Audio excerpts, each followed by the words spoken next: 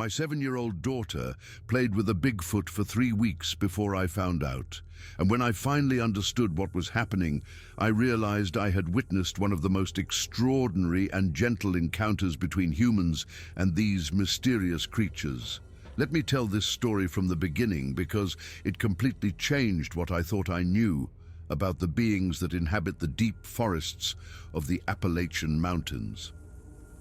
My name is Rebecca Torres. I'm 38 years old, and I live with my family on a rural property on the outskirts of Marlinton, West Virginia. If you know the area, you know that Marlinton sits in the heart of Pocahontas County, surrounded by some of the densest and oldest hardwood forests in the eastern United States.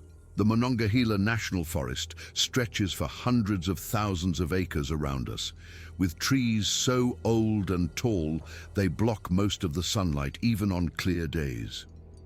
The canopy here is so thick that walking into these woods feels like entering another world, a primordial place where time moves differently and the modern world seems impossibly distant.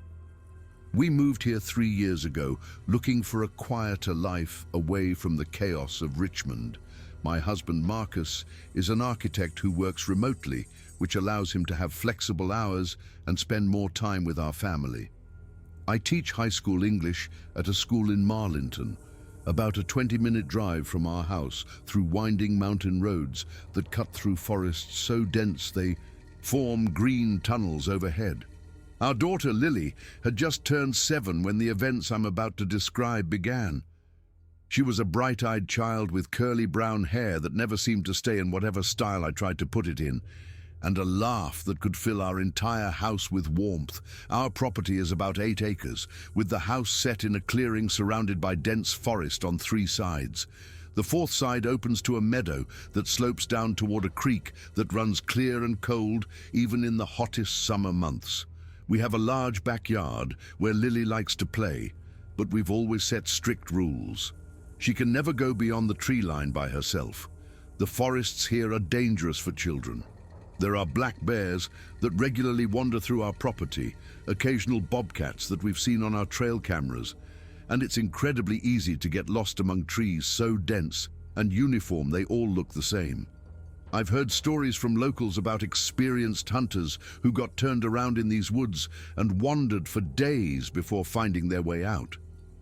The Appalachian wilderness doesn't forgive carelessness.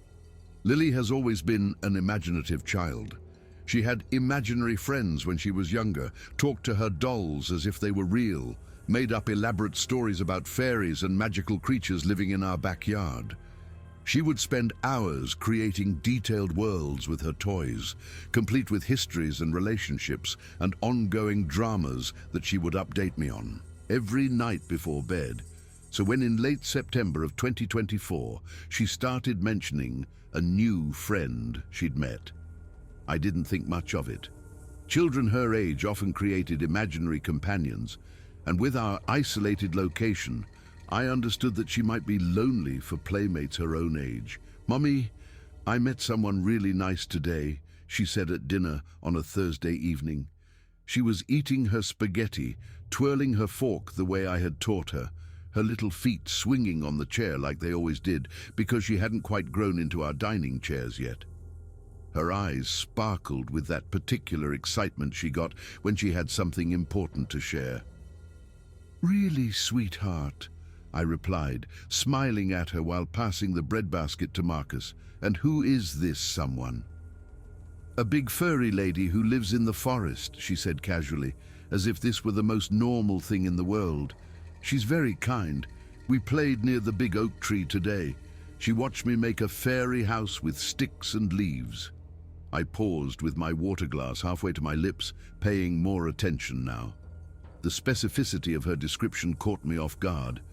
Usually her imaginary friends were vague and shifted in their characteristics from day to day. "Lily," I said gently but firmly, "did you go beyond the tree line? You know you're not allowed to do that. We've talked about this many times." "I didn't go far, Mommy, just a little bit, and she was there watching me from behind a tree. At first I was scared because she's very, very big, much bigger than Daddy. But then she waved at me and I waved back, and she looked happy.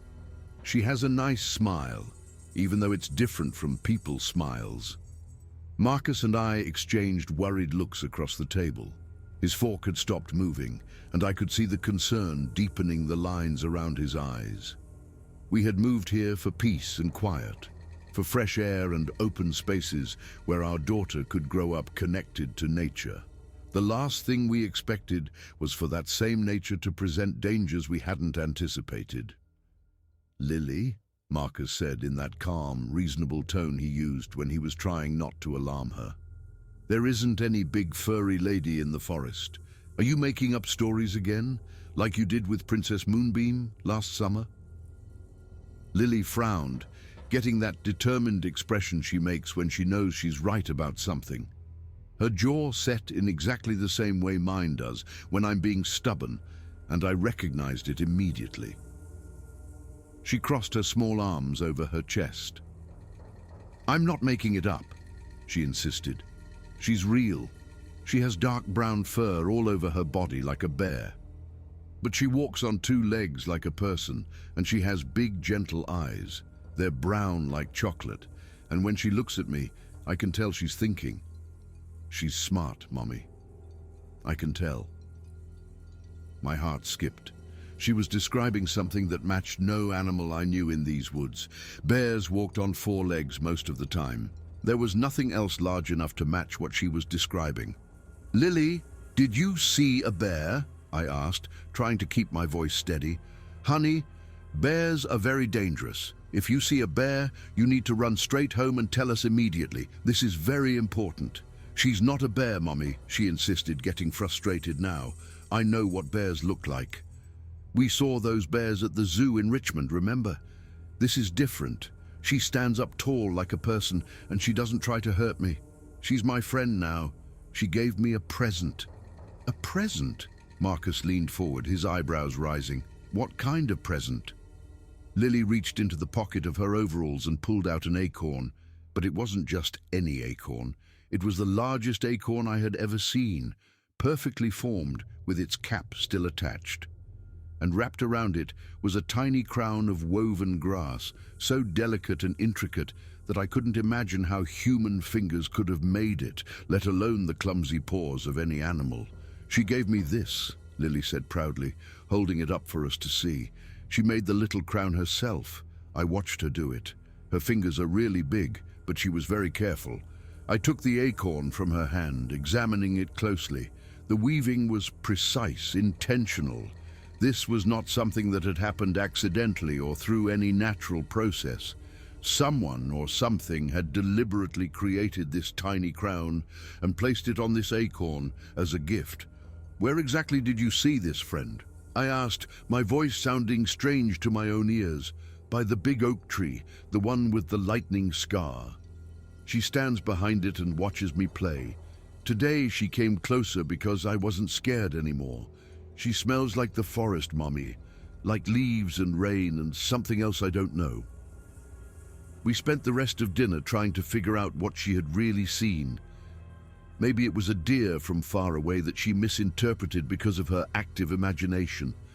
Maybe it was some hiker in strange clothes passing through the forest. But Lily kept her story consistent, insisting she had a new friend in the woods who was big, furry, and very, very nice. And there was the matter of the acorn with its impossible little crown sitting on our dinner table like evidence of something we couldn't explain. After putting Lily to bed that night, Marcus and I had a serious talk in the living room. The fire had burned down to embers, casting flickering shadows across the walls, and the old house creaked and settled around us as it did every night.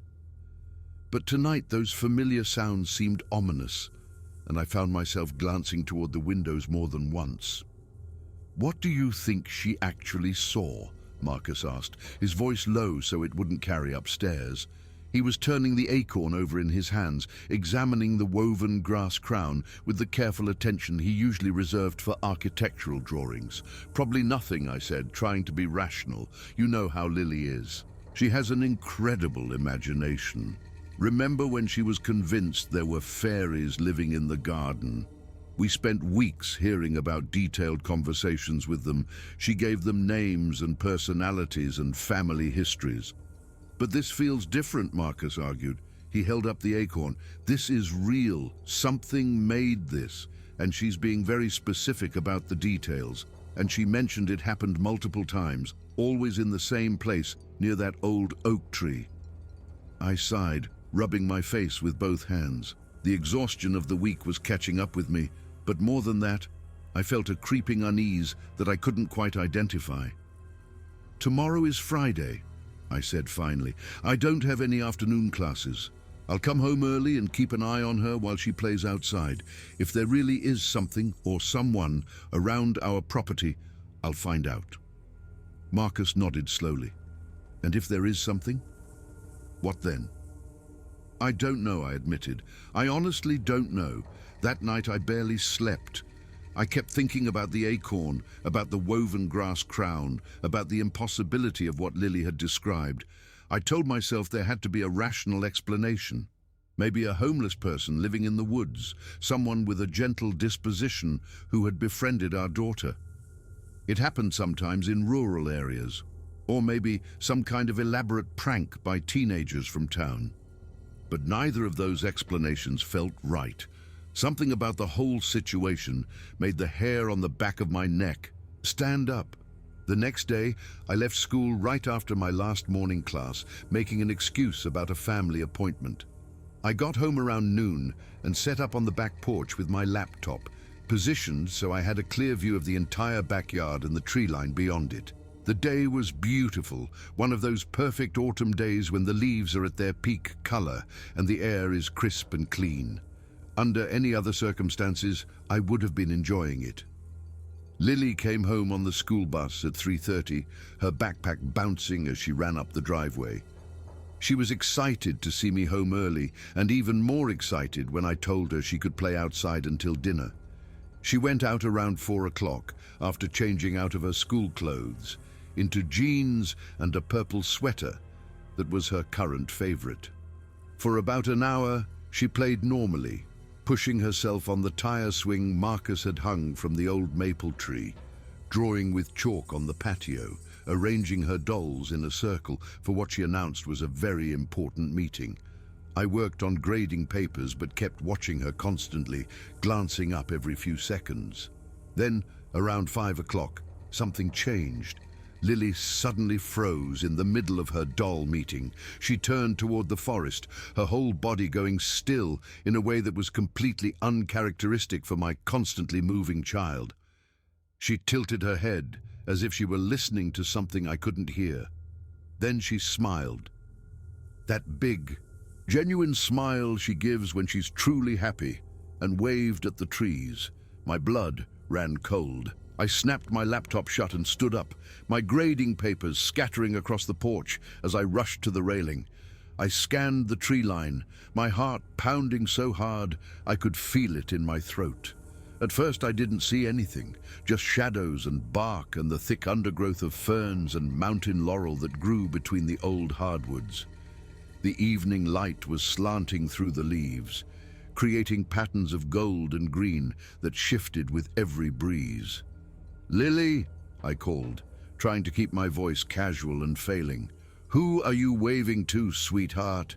"To my friend," she shouted back cheerfully, turning to look at me with that innocent smile. "She came to see me. Look, Mommy, she's right there." She pointed to an area about 40 feet into the forest where a massive old oak tree cast a deep shadow.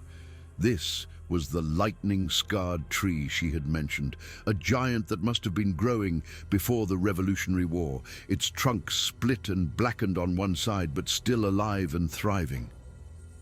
I walked down the porch steps, my eyes carefully scanning that spot. The shadows were deep there, the canopy overhead blocking most of the fading daylight, but as I stared, as I let my eyes adjust, I saw it. Just for a second. But I definitely saw it. Something big, very big, was standing behind that tree. It was hard to make out details in the deep shade, but I could see a shape that was definitely not a tree, trunk or a natural shadow. It was tall, maybe 7 or 8 feet, and wide across the shoulders. And it seemed to be watching us. I could feel its attention like a physical weight, like eyes on my skin. My heart started pounding faster than it ever had in my life. Lily, come over here by Mommy, right now. But Mommy, I want to show her my dolls. She likes when I show her my things. Yesterday I showed her my rock collection and she made that happy sound. Lily Marie Torres, come here now. I used my mother voice, the one that allows no argument, the one I save for genuine emergencies. Lily heard it in my tone and her face fell. She scooped up her dolls with a dramatic sigh and walked toward me, her little feet dragging in the grass. I didn't take my eyes off that shadow under the tree. The shape didn't move, but I could feel it watching us.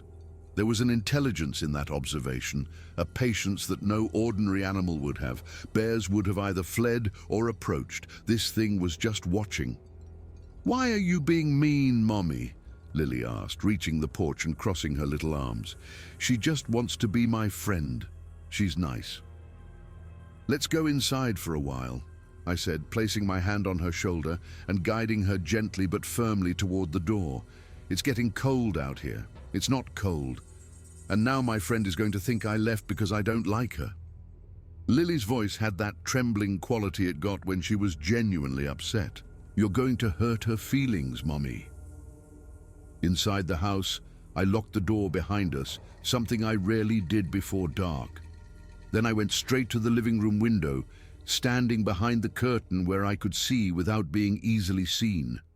Lily flopped onto the couch, clearly frustrated with her interrupted playtime. She hugged one of her dolls to her chest and pouted. I watched that tree line for a full 5 minutes. The shadows deepened as the sun sank lower. And then I saw movement.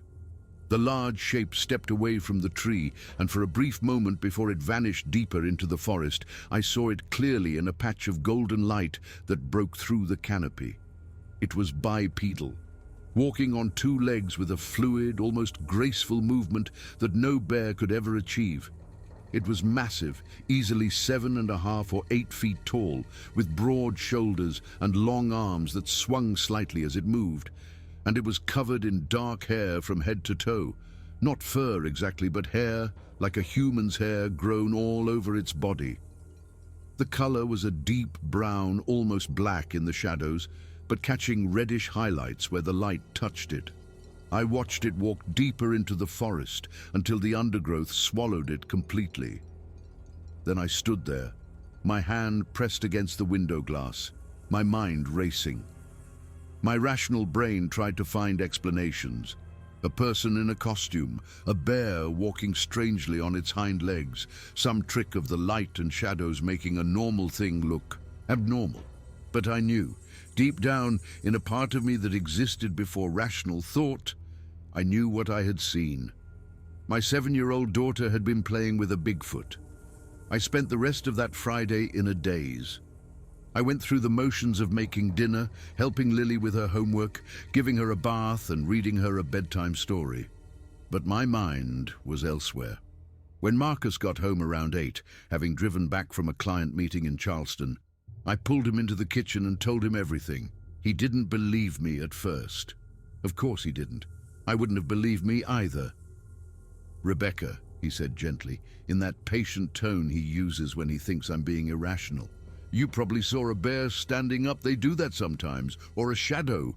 The light plays tricks in the forest, especially at dusk. I saw what I saw," I insisted. "I'm not crazy, Marcus. And I'm not imagining things. There's something out there, something big, something that's been watching our daughter." He was quiet for a long moment. Then he said, "Okay, let's say you're right. Let's say there's some kind of creature out there. What do we do about it?" "I don't know," I admitted. "It hasn't hurt her. She says it's friendly. It gave her that acorn, remember?" Marcus rubbed his face with both hands, a gesture I recognized as his way of processing information he found difficult. "We can't just let her keep playing with some unknown thing in the forest. That's insane. I know. But I also don't want to scare her or make her feel like she did something wrong. She was so happy talking about her new friend. And whatever it is It does seem to be gentle. It could have approached her at any time, but it's kept its distance. It watches from afar. Maybe we should set up cameras, Marcus suggested. Get some evidence. If there really is something out there, we should document it. And then what? Show it to who? Think about what would happen if we told people we had a Bigfoot on our property. They'd either think we were crazy or they'd come here in droves. Hunters, researchers, thrill seekers, media. Our lives would never be the same. So what? We just ignore it? No. We watch. We observe. We make sure Lily is safe. But we don't do anything rash until we understand what we're dealing with. That night, after Marcus had gone to bed, I sat in the living room with all the lights off, watching the moonlit tree line through the window. The moon was nearly full, casting silver light across the meadow and turning the forest into a wall of black shadows. I sat there for hours, watching, waiting. Around 2 in the morning, I saw movement at the edge of the trees. It was her, the creature. She stood at the very edge of the forest, just visible in the moonlight, and she was looking at our house, looking at Lily's bedroom window on the 2nd floor. I could see the moonlight reflecting off her eyes. She stood there for maybe 10 minutes, just watching. Then she turned and disappeared back into the darkness. She was checking on Lily, making sure the child was safe. That realization hit me with the force of a physical blow. This creature, whatever she was, had formed an attachment to my daughter. She was watching over her, protecting her perhaps, in her own way. I didn't know whether to be terrified or moved. Over the next several days, I began a careful study of our mysterious visitor. I told Lily she could keep playing outside, but that she had to stay closer to the house than before. She protested at first, but I explained that I just wanted to be able to see her at all times. Lily, being the good-natured child she was, eventually accepted this. I watched from the porch every afternoon when she played, and without fail, around the same time, the creature would appear at the tree line. She never came fully into the open. She stayed in the shadows among the trees, watching, but she was there every single day. I began to notice patterns in her behavior. She would appear when Lily was happy, when the child was laughing and playing, as if the sound drew her out. When Lily was quiet or sad, she stayed hidden deeper in the forest.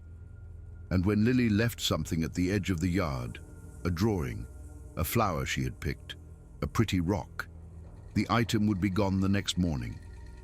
In its place, there would be a gift. More acorns with grass crowns, feathers arranged in patterns, once a bird's nest, abandoned and empty, but so perfectly constructed it looked like art. Lily was delighted by these exchanges. She began leaving deliberate gifts, her drawings done specifically for her forest friend, wildflowers she picked from the meadow, once a cookie she had saved from her lunch at school. She ate the cookie, Lily reported excitedly the next morning. I could tell because there were crumbs. I found myself smiling despite my ongoing concerns. Whatever this creature was, she clearly had a gentle nature. She wasn't hunting Lily, wasn't trying to lure her away. She was simply watching, interacting in this careful, distant way, like a shy child wanting to make friends, but afraid to approach. After a week of observations, I decided to try something. Lily was at school, and Marcus was in his home office working on a project. I walked out to the backyard alone, moving slowly and deliberately. I went to the spot where Lily usually left her gifts and stood there, looking toward the forest. "I know you're there," I said softly. "I can see you watching, and I want you to know that I'm not afraid. My daughter says you're kind, and I believe her." Nothing moved. The forest was silent, except for the normal sounds of birds and wind in the leaves. But I knew she was listening. I could feel it. "I just want to understand," I continued. "What are you? What do you want with my daughter? If you mean her no harm, then I won't try to chase you away, but I need to know she's safe." I waited. For a long moment, nothing happened. Then very slowly, a shape emerged from behind a large tree. She didn't come into the open, but she let me see her more clearly than I had before. She was enormous. Even from 50 feet away, I could tell she was over 7 feet tall. Her body was covered in dark brown hair that looked thick and coarse, the kind that would provide protection from the elements. Her face was partially visible, and I was struck by how human it looked. Not human exactly, but expressive. I could see eyes that were watching me with intelligence and caution, a nose that was flat but defined, a mouth that seemed capable of expression. She raised one massive hand and held it up, palm out, a gesture of peace, of greeting. I raised my own hand in response. For a long moment, we just looked at each other across that distance. Two mothers, I realized. Two beings who were simply trying to understand each other. She had been watching my daughter, not with predatory intent, but with curiosity, perhaps even with kindness. Then she made a sound. It was low and deep, almost subsonic, a rumble that I felt in my chest as much as I heard it. There were no words, but somehow I understood the emotion behind it. It was a greeting, an acknowledgement, an expression of peaceful intent. I nodded slowly. "Okay," I said quietly. "Okay." She nodded back. A very human gesture. Then she turned and melted back into the forest. I stood there for a long time after she left, my heart pounding but my fear mostly gone. Whatever she was, wherever she had come from, I was becoming convinced that she meant no harm to my family.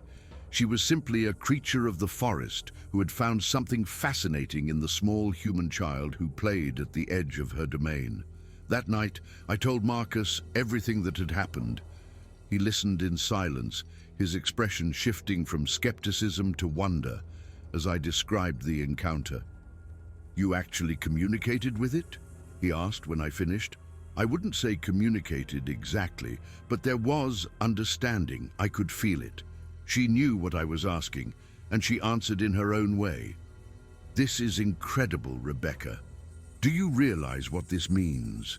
If these creatures are real, if they're intelligent, I know what it means. And I know what would happen if the world found out. Our quiet life here would be over, and more importantly, I don't think she would survive it.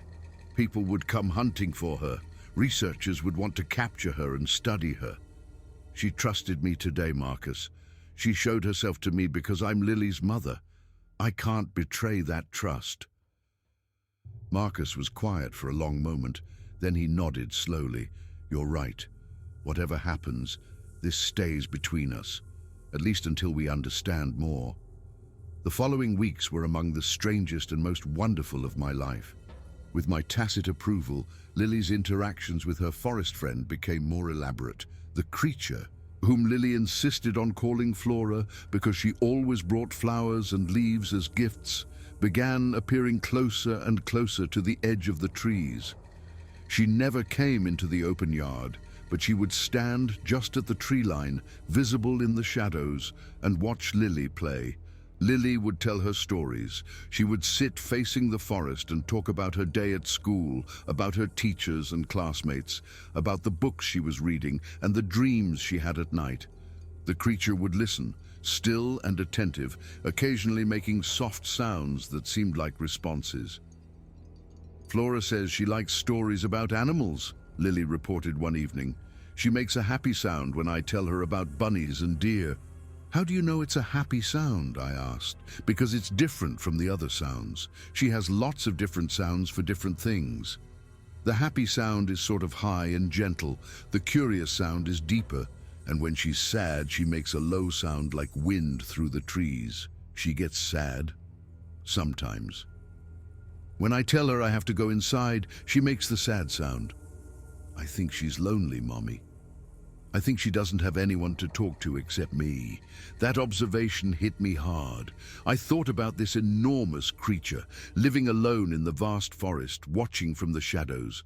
How long had she been there? How long had she been alone? Was it possible that she had sought out Lily precisely because she was lonely, because she craved connection the way any intelligent being might? The next day, I made my own attempt at connection.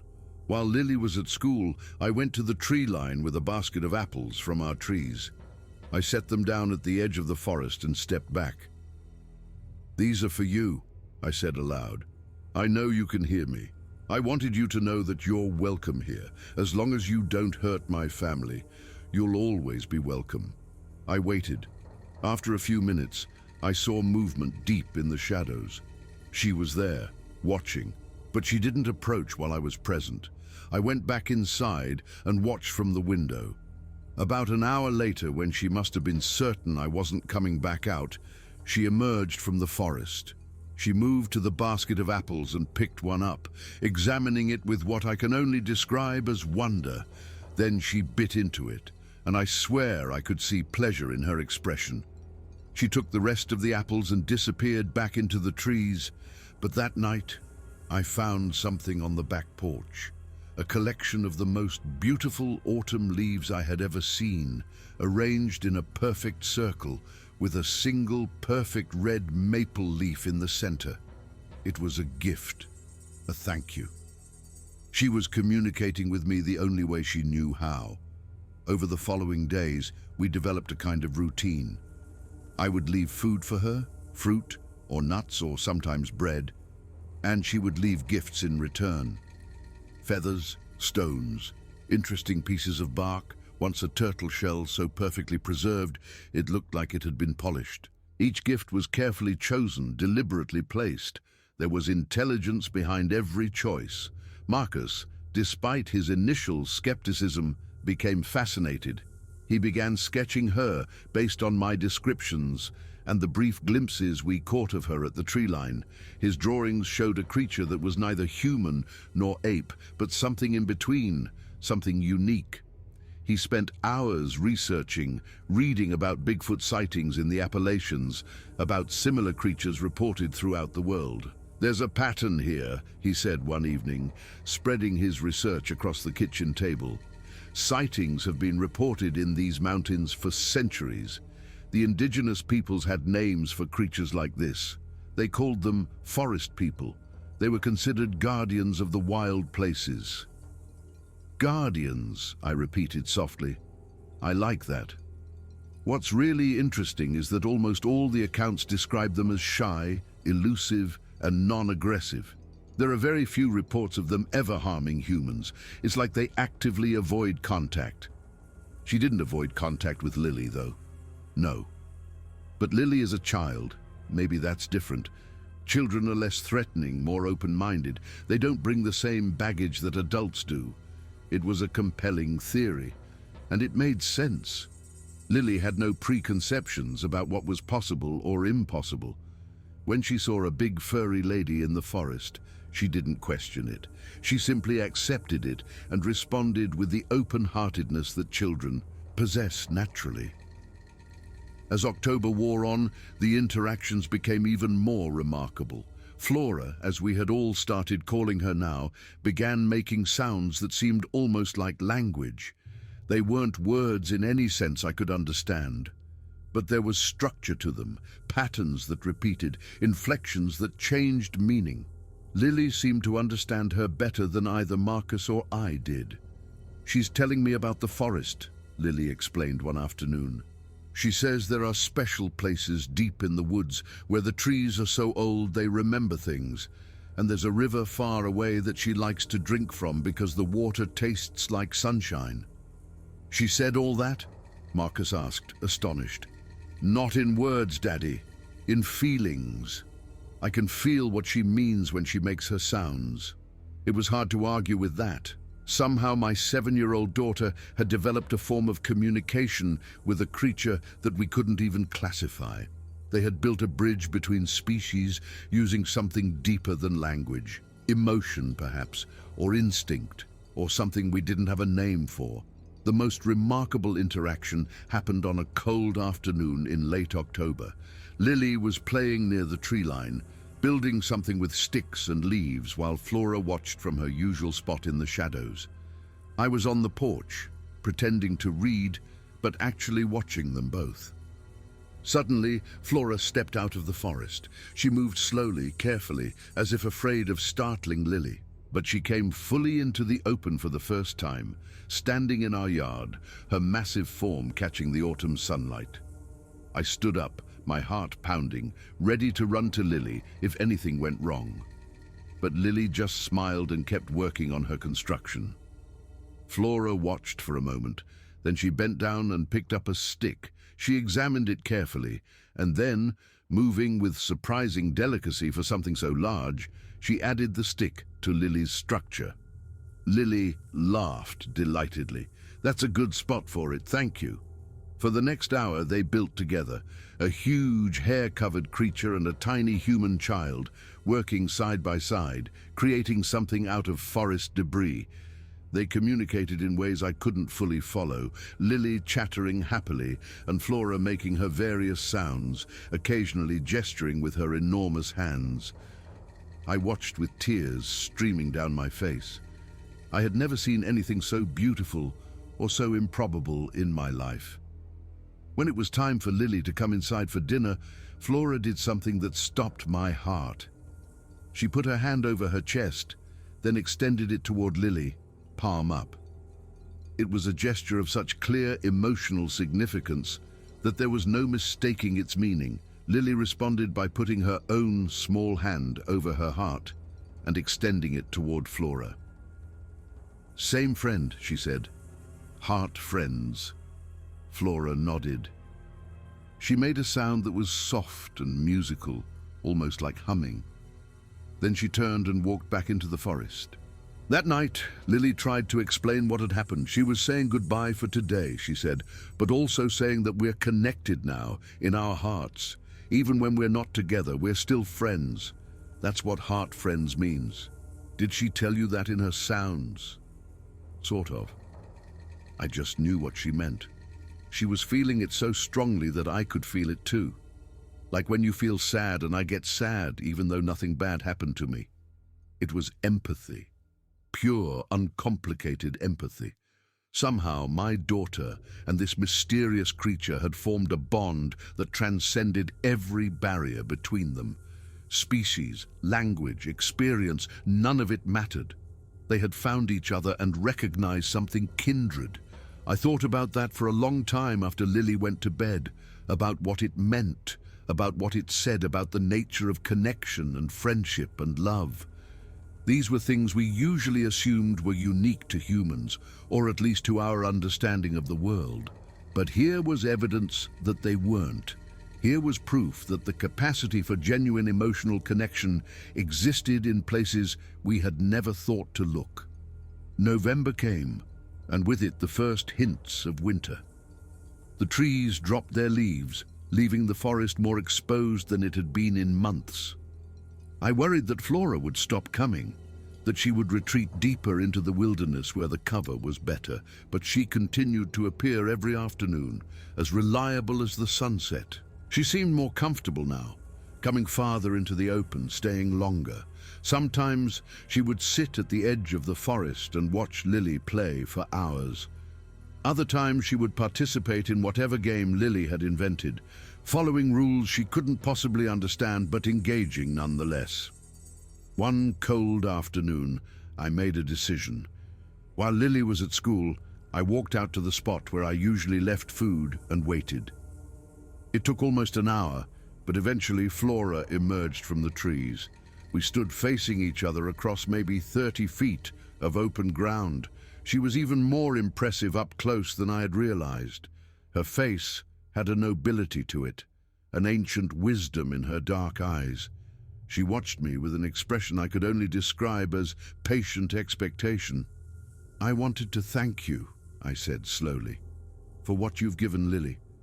You've made her so happy, and you've given me something I didn't know I was missing.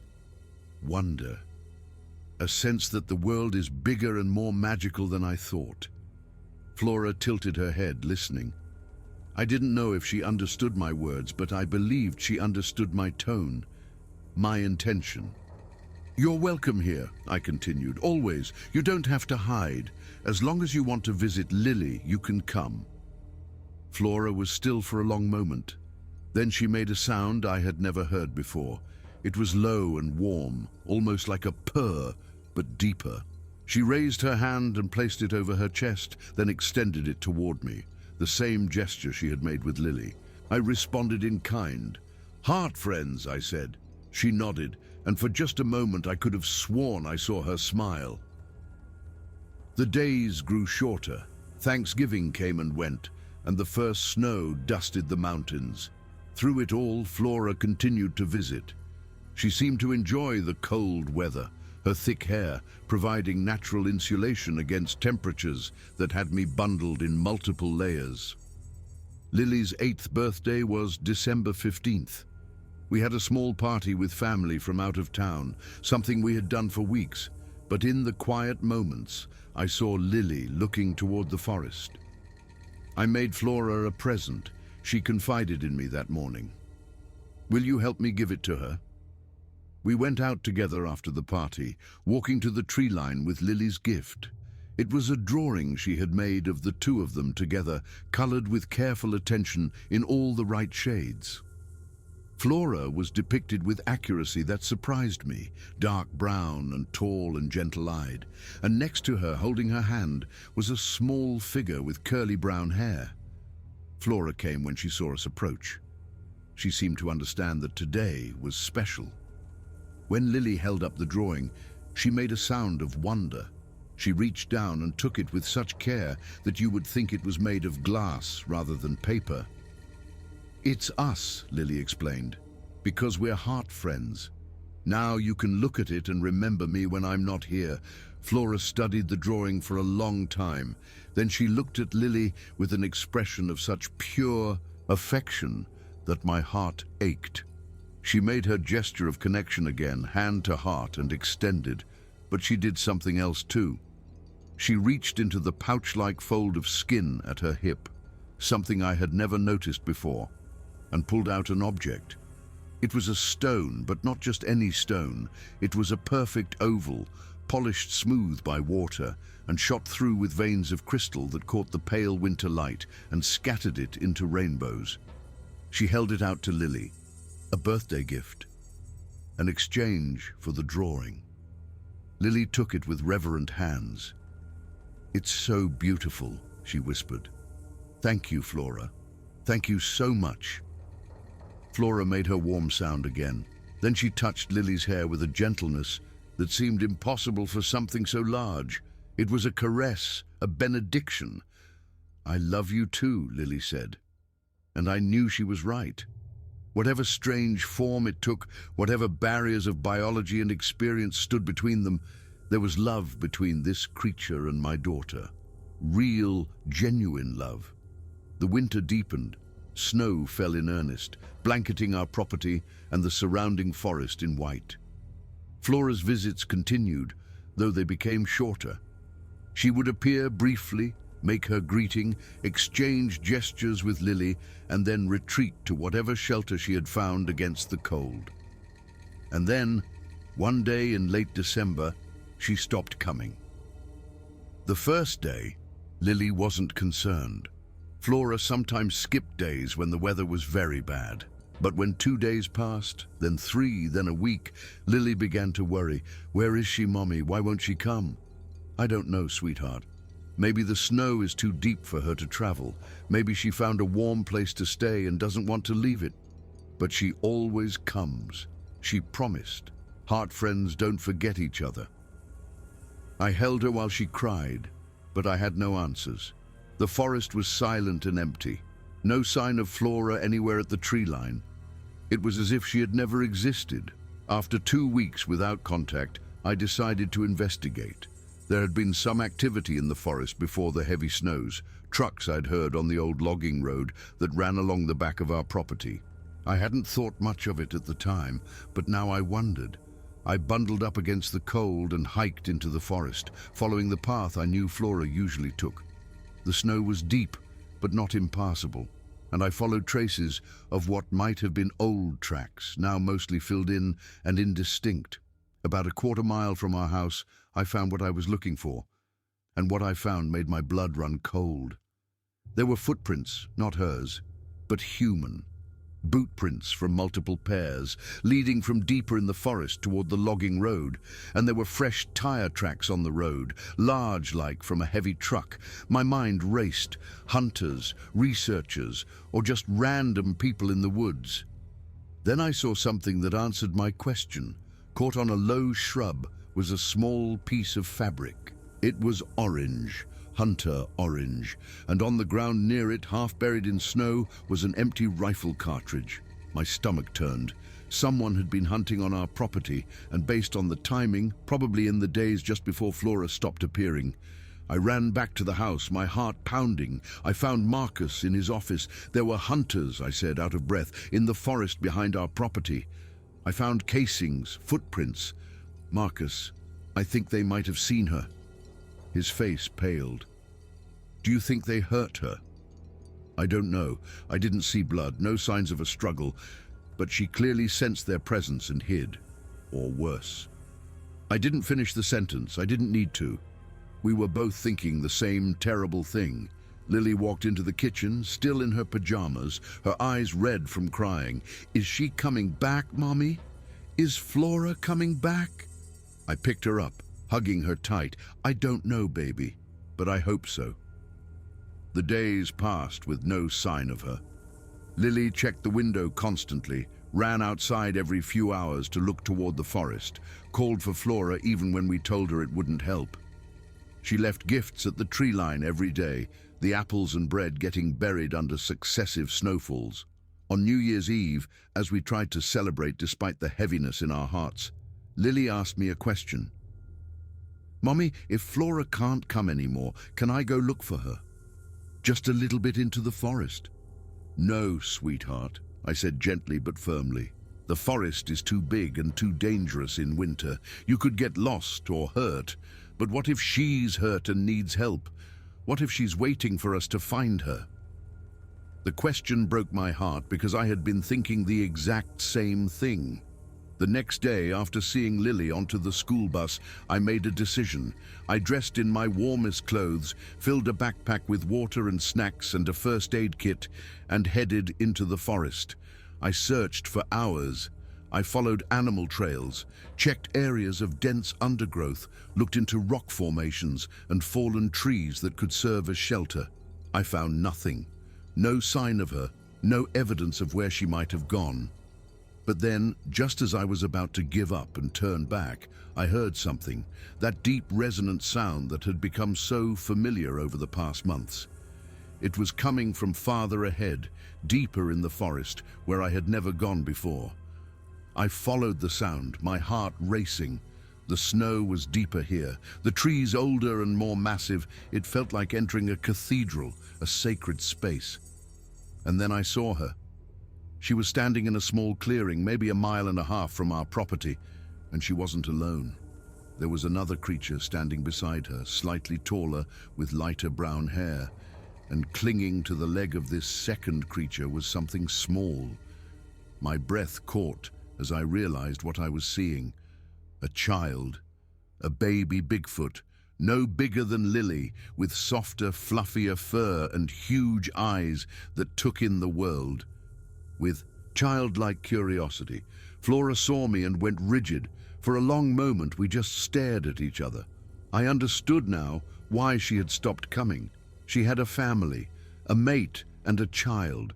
She had to protect them, and with hunters in the area, she couldn't risk leading human attention back to where they were hidden. I slowly, carefully set my backpack on the ground. I took out my phone, not to take photos, but to show something. I had a picture of Lily taken a few weeks earlier, holding the crystal stone Flora had given her. I held up the phone, the screen facing them. She misses you, I said quietly. But I understand. You have to protect your family. It's what parents do. Flora took a step forward, looking at the image. Then she made that gesture, hand over her chest, head slightly bowed, the same farewell gesture she had made to Lily. Heart friends, I said, my voice breaking slightly. She'll never forget you. The male creature made a soft sound, and the baby, who had been watching everything with fascination, imitated Flora's gesture, placing its tiny hand over its small chest. It was one of the most beautiful and heartbreaking moments of my life. I waved one last time, then turned and began the long walk back. I didn't look back. Somehow it felt important to let them have that moment, that privacy. They had trusted me with the sight of their family, and I would not abuse that trust. When I got home, Marcus was waiting, anxious. I had been gone for hours, and he had been on the verge of calling search and rescue. "She's okay," I said, "and she has a family, a mate and a little one." I told him everything. When I finished, we were both crying. "How are we going to tell Lily?" Marcus asked. "The truth," I said, "that Flora was visiting because she was lonely during the day while her family rested, that she found joy in Lily's friendship, but that now, with other people in the forest, she needs to keep her family safe. And that means staying deeper in the secret places where humans don't go." That night we sat with Lily and told her in a way appropriate for an 8-year-old. She cried, of course. We all cried together. But then she asked something that surprised me. "Was she happy when you saw her?" "Yes," I said honestly. "She was with her family. She looked happy." "Then it's okay," Lily said, wiping her tears, "because friends want other friends to be happy. Even if they can't play together anymore, the wisdom of children is sometimes extraordinary." 3 weeks later, Lily was playing in the yard when she suddenly ran inside, gasping, "Mommy, Daddy, come see, quick!" We ran outside, fearing the worst but hoping for the best. Lily was pointing to the edge of the tree line. There, carefully placed in a row, were 4 objects. A large acorn with a grass crown, a crystal stone that matched the one Flora had given Lily, a bright red winterberry still fresh, and a small pine cone, perfect and symmetrical, one for each of us. One for Lily, one for me, one for Marcus, and the pine cone, I realized, from the baby. And in the soft snow near them were 4 clear impressions. One massive adult footprint, another slightly larger, one medium, and one tiny, no bigger than Lily's own. An entire family had come to leave farewell gifts. "They came to say goodbye properly," Lily whispered, picking up the acorn with reverence. "All of them, the whole family." As for the photos and notes we had collected, Marcus and I made a final decision. We put everything in a fireproof box that we locked in our safe. Not to share with the world, but to preserve for Lily when she's older. So she'll know it wasn't imagination. So she'll have proof that it was real. Because some experiences are too precious to expose, some friendships are too sacred to exploit, and sometimes the greatest gift we can give is protection and privacy to the beings who trusted us with their presence. Lily still talks about her gentle forest friend. She keeps the gifts in a special box in her room, the crystal stone and the acorn and all the other treasures Flora gave her, and sometimes when she's playing outside, she waves to the forest just in case Flora is watching. I know she will carry this memory for the rest of her life. The memory of when she was 7 and befriended one of Earth's most mysterious creatures. When she learned that kindness transcends species, that friendship doesn't require a shared language, and that sometimes the best friends are the ones who come from the most unexpected places. And occasionally, on quiet mornings when the mist is still low over the forest, I look at that tree line and wonder if they're still out there, if the baby is growing, if they remember the little girl who loved them without fear, without judgment, with all the purity and innocence of a child's heart. I like to think they do. I like to think that somewhere deep in those ancient Appalachian woods, a huge, gentle creature occasionally thinks of the human friend she once had and smiles. And I like to think that across whatever distance separates them, 2 heart friends still feel their connection. Still know, in whatever way such things can be known, that they changed each other forever. Because that's what real friendship does. It leaves a mark. It creates something permanent in the space between two beings, something that distance and time and the barriers of the physical world cannot erase. Lily taught me that, and Flora taught me that, and together they gave me a gift more precious than anything I could have imagined. They showed me that the world is bigger and more wonderful and more mysterious than I ever knew. They showed me that love exists in forms I had never considered, and they showed me that sometimes, if you're very lucky and very brave and very open, you can find magic in the most unexpected places, right at the edge of your own backyard. In the months that followed, our family slowly returned to something like normalcy. The winter deepened, then gradually gave way to spring. The snow melted, the trees budded, and the forest came alive again with birdsong and the rustling of new leaves. Lily went back to school after the winter break, and I returned to my teaching schedule, and Marcus continued his architectural projects. From the outside, we must have looked like any other family in this quiet corner of West Virginia. But we were changed. All three of us were changed. I found myself looking at the world differently now. The skepticism I had carried all my life, the rational framework through which I had filtered everything, had been fundamentally shaken. I had seen something that shouldn't exist. I had communicated with a being that science said was impossible, and that experience had opened something in me, a willingness to consider possibilities I would have dismissed before. Marcus threw himself into research. He read everything he could find about Bigfoot sightings, about cryptozoology, about the unexplained creatures that had been reported throughout human history. He created a private archive, documenting everything we had experienced, cross-referencing it with other accounts. He did it quietly, privately, never sharing with anyone outside our family. But the intellectual puzzle had gripped him, and he couldn't let it go.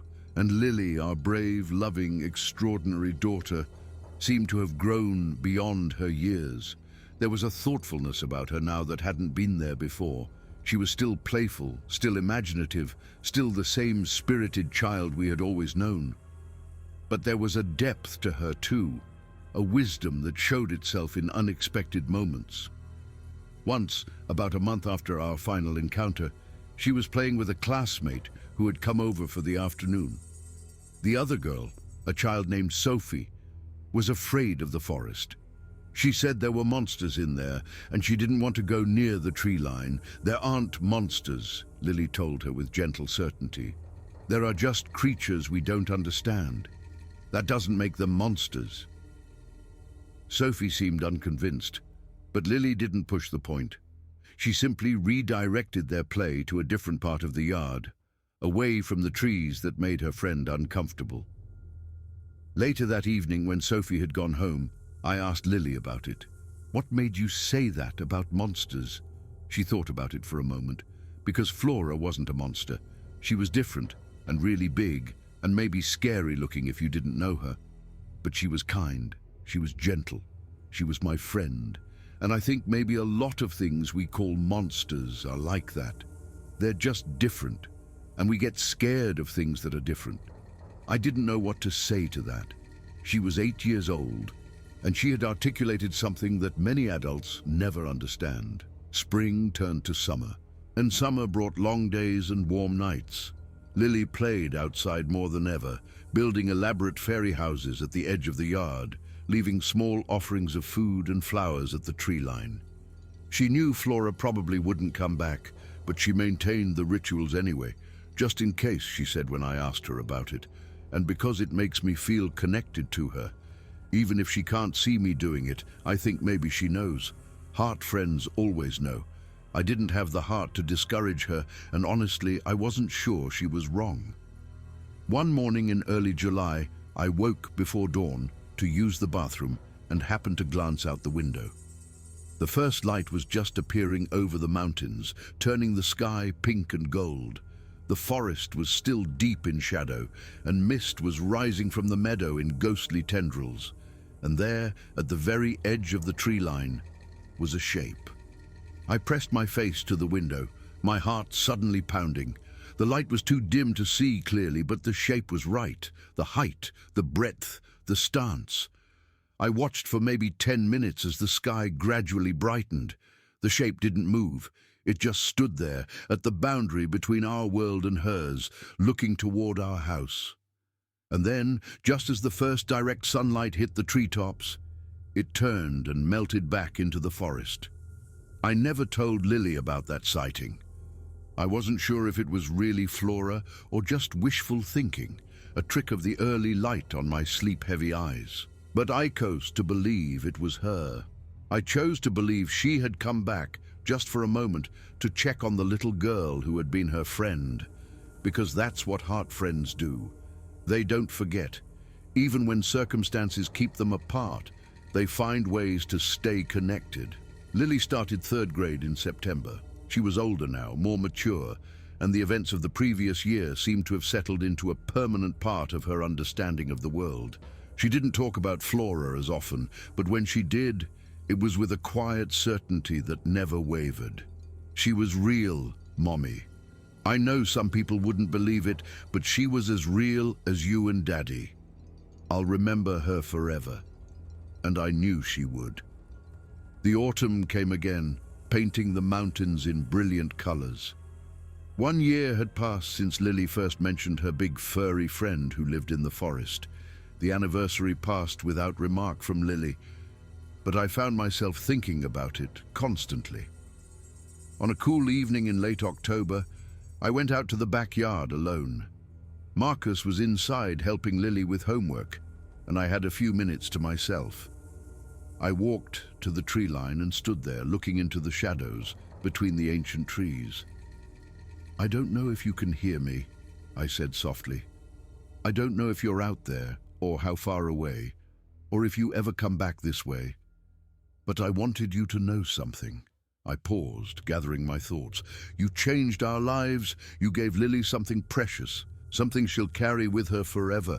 You showed her that the world is bigger and more wonderful than she knew. And you showed me the same thing. I spent so many years being sure I understood how things worked, sure that my rational view of the world was complete. And then you appeared, and everything I thought I knew had to make room for you." The forest was silent. No response came, and I didn't expect one. "I hope you're well," I continued. "I hope your family is thriving. I hope your baby is growing up strong and curious and kind, the way you are. And I hope you know that you will always have friends here, that our door, in whatever way that can mean anything to you, is always open." I waited for a long moment, listening to the night sounds of the forest. Then I turned and walked back to the house. I never knew if she heard me. I never knew if she was anywhere close enough to hear. But it didn't matter. Sometimes the important thing is just to say what's in your heart, whether anyone is listening or not. The years have passed now. Lily is 13, a teenager with her own concerns and interests and friends. She still remembers Flora, still keeps the box of treasures in her room, still waves to the forest sometimes when she thinks no one is looking. But she doesn't talk about it as much anymore. It's become a private thing, a precious memory that she holds close. Marcus and I are older too, of course. We've settled into our lives here in a deeper way. This place, which was once just a house where we happened to live, has become truly home. We know the land, know the forest, know the rhythms of the seasons as they play out across these ancient mountains. And sometimes, when conditions are just right, when the mist is low and the light is soft and the forest seems to hold its breath, I catch glimpses of something moving in the shadows, something large and graceful and aware. I never see it clearly enough to be sure. It could be a deer or a bear or nothing at all, but I choose to believe it's them. Flora and her mate and their child, grown now, living their secret lives in the deep places of the forest, watching over this little piece of the world that once meant so much to all of us.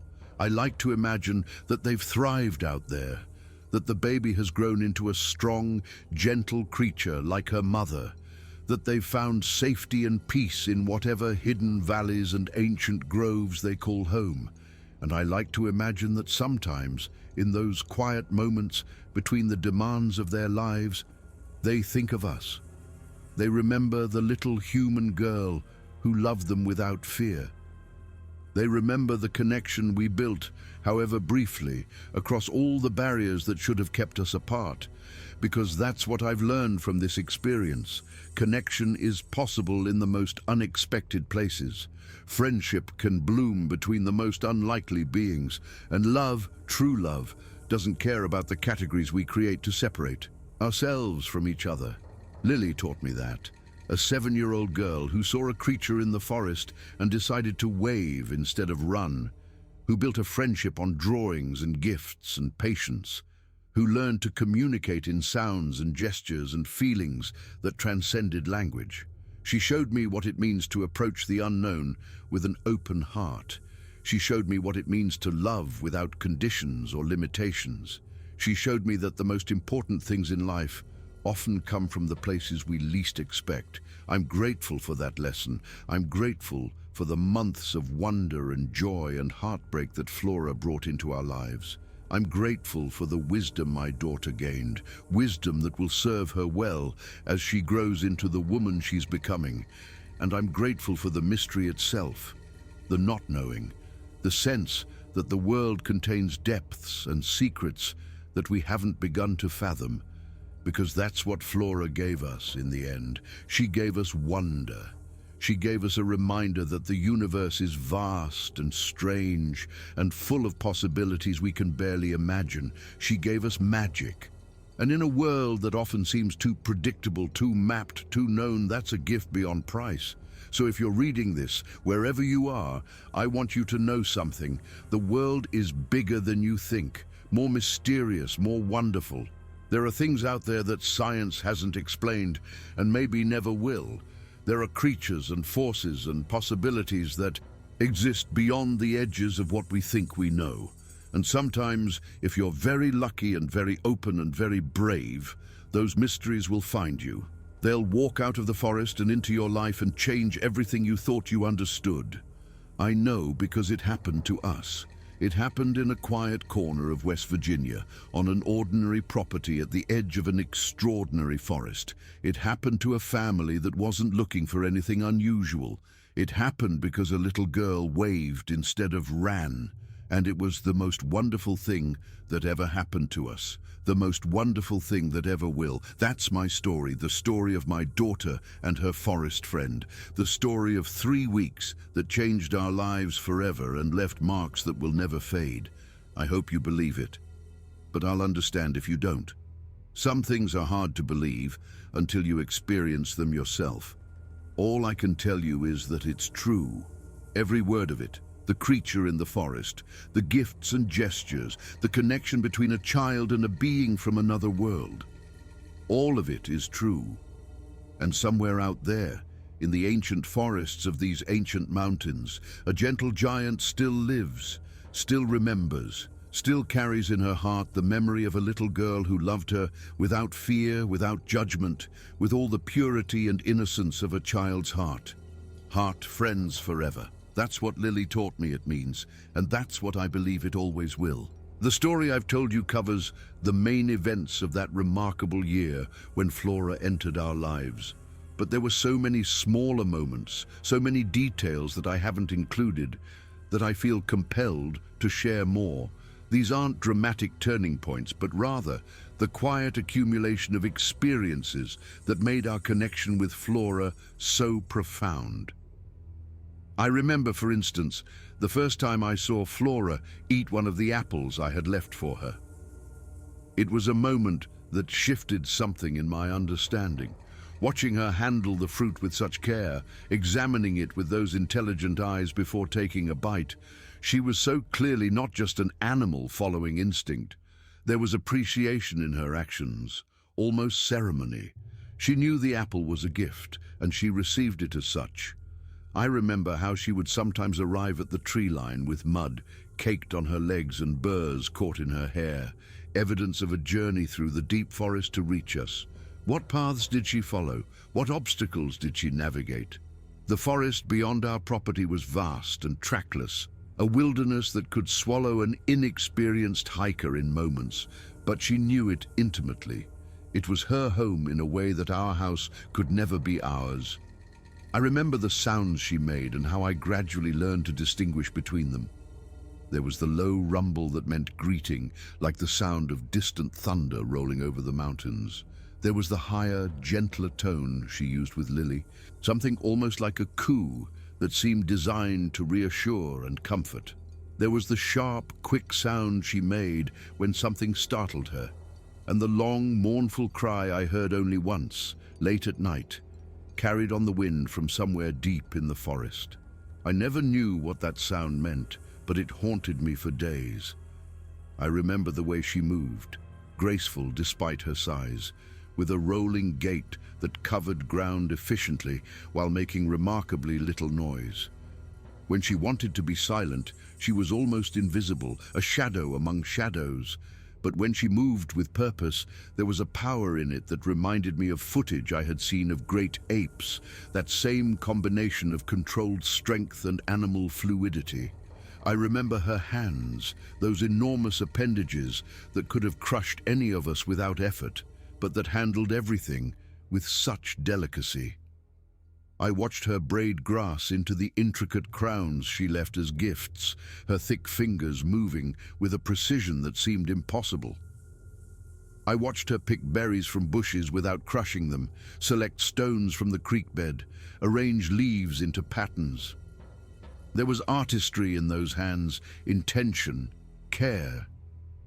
I remember her eyes most of all. Dark brown, almost black, but warm, intelligent, curious.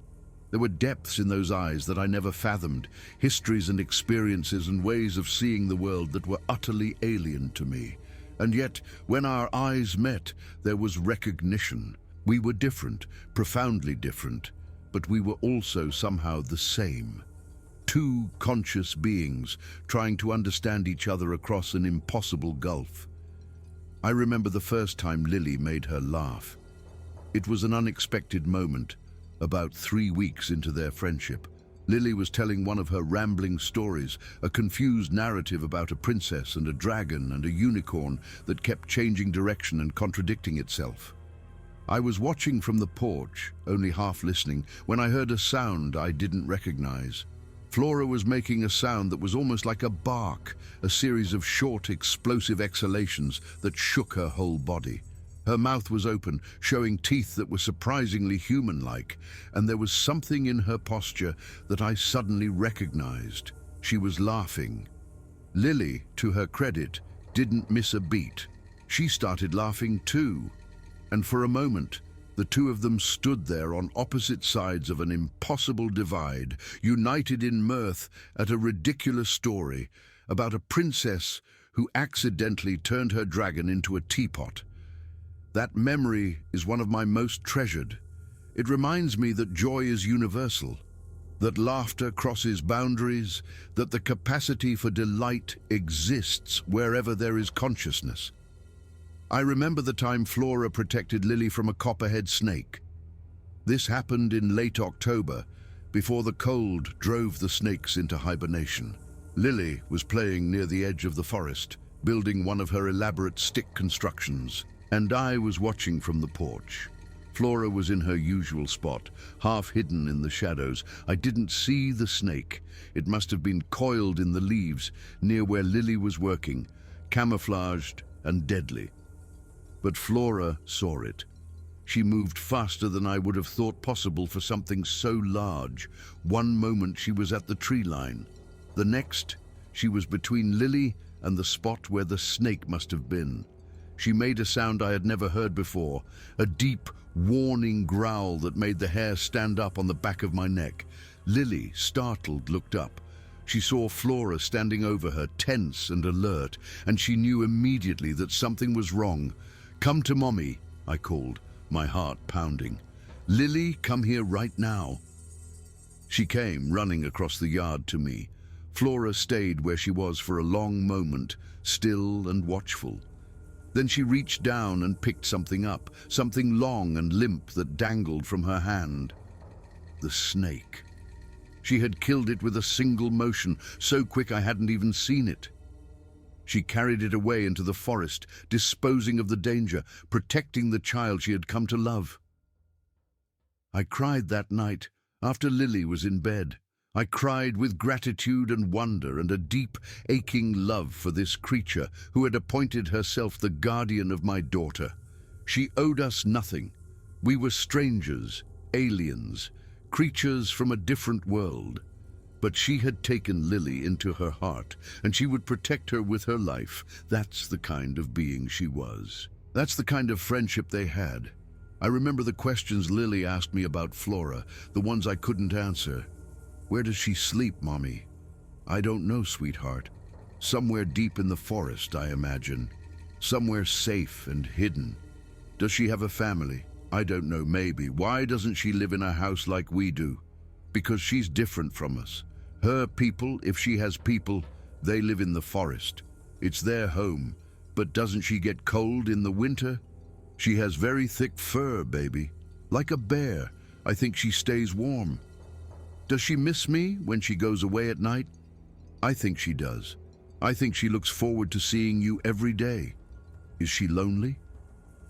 This question stopped me cold, because I had been wondering the same thing. Was Flora lonely? Did she have companions of her own kind? Or was she the last of her people, alone in an indifferent world? I hope not, I finally said. I hope she has friends like you wherever she goes. But Lily's questions stayed with me, nagging at my conscience. What if Flora was alone? What if our visits were her only respite from an endless solitude? The thought was unbearable, and I found myself hoping, praying even, that there were others like her out there, a family, a community, something to fill the spaces in her life when she wasn't with us. When I finally learned the truth, when I saw her mate and her child in that clearing, the relief I felt was overwhelming. She wasn't alone. She had never been alone. She had just been away from her family during the days, perhaps exploring, perhaps doing whatever her kind did to survive, and she had found Lily, and a friendship had been born. Two lonely creatures who found each other at the edge of the forest. Isn't that the oldest story in the world? I remember the day Lily asked me if Flora would ever meet other humans. Why do you ask? I said, surprised by the question. Because she's so nice, Lily explained. And I think other people would like her if they gave her a chance. But she's scared of other people. She only comes out when it's just us. There are some people who might not be kind to her, I said carefully. Some people are afraid of things they don't understand. They might try to hurt her. That's not fair, Lily said, her voice tight with anger. She's not mean. She's not scary. She's gentle. I know, sweetheart, but not everyone would see it that way. Then they're wrong, Lily declared with the absolute certainty of childhood. They're wrong and I hate them. I held her then, feeling her small body tremble with the force of her emotion. Don't hate them, I said softly. Try to understand them instead. They're scared, and scared people sometimes do bad things. But maybe someday the world will be different. Maybe someday people will be ready to meet creatures like Flora without being afraid. Do you think I'll see that? Lily asked. When I'm grown up? I hope so, I said. I hope so very much. It was a hope I wasn't sure I believed, but I wanted to believe it for her sake. I wanted to imagine a future where beings like Flora could walk openly in the world, where the mystery and wonder of their existence could be celebrated rather than feared. But I also knew that such a future was far away, if it was coming at all. The world I knew was not ready for Flora. It would dissect her, display her, exploit her. It would turn her into a specimen, a curiosity, a resource. And so we kept her secret. We protected her the only way we could, by saying nothing, by letting the world believe she didn't exist. It was a heavy burden, but it was the right one. Some things are worth protecting, even at the cost of our own desires to share them. I remember the day I realized I was in love with Flora. Not romantic love, nothing like that. but love nonetheless, a deep, abiding affection for this creature who had entered our lives and transformed them. She had shown me wonder. She had shown me that the world was stranger and more beautiful than I had ever imagined. She had befriended my daughter with a gentleness that humbled me. How could I not love her for that? I think Marcus felt it too, though we never spoke of it in those terms. He would come home from his research sessions with a faraway look in his eyes, a look of something like reverence. He was a rational man, a man of blueprints and angles, but Flora had touched something in him that went beyond rationality. And Lily, of course, loved her with the uncomplicated devotion that only children can muster. For Lily, there was no strangeness in loving a being from another species. Love was love, and Flora deserved all of it. I remember the winter that came after she left, how hard it was for Lily. She didn't cry every day. She was too strong for that, had too much of my stubborn refusal to surrender to sadness. But I could see the grief in her eyes, the empty space where Flora had been. She made drawings of her forest friend, dozens of them, filling sketchbooks with images of the gentle giant. She wrote stories about their adventures, real and imagined, filling composition notebooks with her careful, looping handwriting. She created a shrine of sorts on her bookshelf, the gifts from Flora arranged with reverence, the crystal stone and the acorns and the feathers and all the rest. It was her way of keeping Flora close, of refusing to let go even as the world moved on. I supported her in every way I could. I listened to her stories. I admired her drawings. I sat with her when she was sad and reassured her that Flora was okay, that Flora was happy with her family, that Flora hadn't forgotten her. And slowly, gradually, the acute grief faded into something softer. Not absence but presence, not loss but gratitude. Lily learned to carry Flora in her heart, a permanent resident who would never leave. That's the other thing Flora taught us. She taught us how to love something we couldn't keep. I remember the spring that followed, how it felt like a rebirth. The forest came alive again, green and vibrant after the long grey winter. Lily went outside to play for the first time in months, and I watched her run across the yard toward the tree line, toward the place where she and Flora had spent so many hours together. She stopped at the edge, looking into the shadows. She was quiet for a long moment, and I couldn't see her face. Then she turned back to me, and she was smiling. "I think she knows I'm thinking about her," she called out. "I can feel it." I smiled back, my heart full. "Maybe you can, sweetheart. Maybe you can." I remember thinking in that moment that we were going to be okay, that the pain would fade and the joy would remain, that Flora's legacy would not be loss, but love. And that's exactly what happened. The years have passed, as I said. Lily is a teenager now, 13 going on 30, with opinions about everything and a stubbornness that reminds me uncomfortably of myself at that age. She's found new interests, new friends, new concerns. The world of childhood imagination has given way to the world of high school and social media, and all the complicated dramas of adolescence. But she hasn't forgotten Flora. She never will. Sometimes, when we're sitting together in the evening, she'll pull out the box of treasures and we'll look at them together. The gifts from Flora, preserved across the years, the crystal stone, the acorns with their grass crowns, dried and fragile now, but still beautiful, the feathers and shells and bits of bark, the whole collection of wonders that a forest creature left for a little girl who loved her. We don't talk much during these moments. We don't need to. The objects speak for themselves. And sometimes, when I'm alone in the house and the day is quiet, I go to the window and look out at the tree line. I remember Flora standing there, watching, waiting. I remember the way she moved, the way she sounded, the way she looked at us with those deep, intelligent eyes. I miss her. Even now, after all these years, I miss her. But I'm also grateful, so profoundly grateful for the time we had, for the gift she gave us, for the way she expanded our understanding of what's possible. She showed us that the world is full of mystery, that consciousness exists in forms we never imagined, that love crosses every boundary we think we've created. She showed us that magic is real, not the magic of fairy tales, with wands and spells and happily ever afters. The real magic, the magic of connection, the magic of trust, the magic of two beings from different worlds, finding each other and choosing to be friends. That's the most powerful magic there is. And Flora gave it to us freely, without asking for anything in return. I hope, wherever she is now, that she knows what she meant to us. I hope she knows that she changed our lives forever. I hope she knows that we still love her, that we always will, that nothing will ever diminish what we shared. Heart friends forever. That's what Lily called it, and that's what it will always be. I'm finishing this story now, not because there's nothing more to tell, but because some stories don't really end.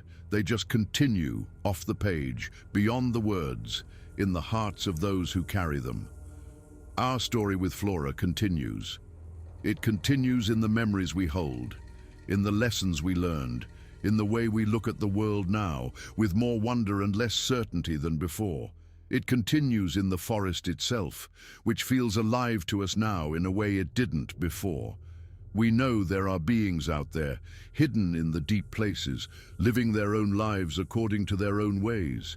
We don't see them often, maybe never again, but we know they're there. And that knowledge is a gift. So if you ever find yourself at the edge of a forest, looking into the shadows, wondering what might be watching back, I want you to remember something. Don't be afraid. Be curious instead. Be open. Be kind. Because you never know who might be watching. You never know what connection might be waiting to be made. You never know what wonders the world is hiding, just beyond the edge of the known. Flora taught us that. A little girl and a gentle giant meeting at the boundary between worlds, building a friendship that will last forever. That's our story. And it's still being told. Marcus and I still live in the same house, though we've made improvements over the years. A new deck, an expanded garden, a renovated kitchen that finally has enough counter space. The property feels more like ours now, shaped by a decade of our presence, our labor, our love. But we haven't touched the forest. We wouldn't dare. It remains as it was, ancient and dense and full of secrets. The trees that were old when we arrived are older now, their trunks wider, their canopy denser. The undergrowth has thickened in some places and thinned in others, following patterns we don't control and barely understand. Life and death continue their eternal dance in those shadowed spaces, witnessed by no human eyes. And somewhere in there, we believe, Flora continues her own dance, living, hunting, raising her family, doing whatever her kind does when the days are long and the humans are far away. We haven't seen her in years. Not clearly anyway. Just those glimpses in the mist, those shadows that might be her or might be nothing. But we feel her presence sometimes, especially on quiet mornings when the forest seems to hold its breath. We're still here, we tell her silently. We still remember, we still love you.